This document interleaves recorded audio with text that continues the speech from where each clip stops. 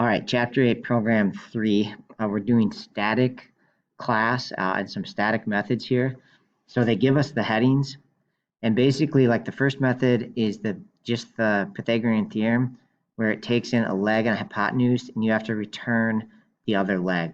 So the return type of double represents the other leg in the triangle. Okay, so the setup, basically you just do a class and then make two static methods in there, and then you have to fill in the code here that takes in a leg and hypotenuse and then returns that other leg.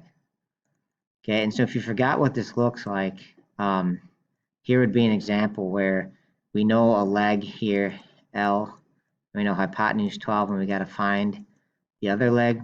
So the setup here again is leg squared plus leg squared equals hypotenuse squared. Sorry for the poor handwriting, but I only have my mouse currently. So I have 4 plus x squared equals 144. This is how I would find that other leg in this particular case. So then minus 4 from both sides. Okay, and then take the square root.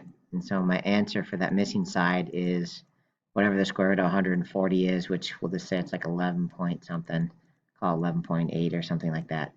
So that's how you find the missing side. That's the formula.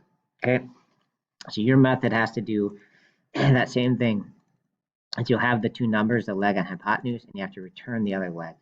So in my case, my two inputs would have been 2 for the leg and 12 for the hypotenuse. My output answer would have been 12.8. Last method here then is just sort of the reverse, is now I have two legs and I have to find the hypotenuse. So just reviewing that, here's what it would look like. Right, so I have both legs this time and I have to return the hypotenuse. Okay, and so if you forgot the steps for this again, the Pythagorean theorem, I just do leg squared plus leg squared equals the hypotenuse squared, x squared. So I'm going to square both of these, so I get 25 plus 144 equals x squared. Okay, and then add the 25 and the 144. And then take the square root of both sides. And in this case, we'll get 13. And that's what's going to be returned. Okay, so if you've forgotten how to do the math or the code, whatever, look back at these examples, right? Square the two inputs, add them together, take the square root, and that's your answer. Okay, and so that's the code you just need to do right here.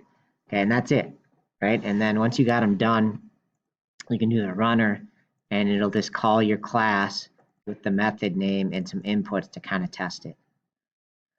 All right, and again, you might have to change these to match whatever you called your method. Actually, probably said in the directions to name them these, so as long as you name them correctly, it'll work. And again, notice we don't have to make an instance here, right? That's the idea of static, is this is a class method, not an object. So I don't ever have to do like Pythagorean helper, right? I don't have to do this step, right? If it were non-static, I'd have to make the class first, like that, and then I would call Pythagorean helper, then the method, right? Because we made them static, we don't have to create an object first.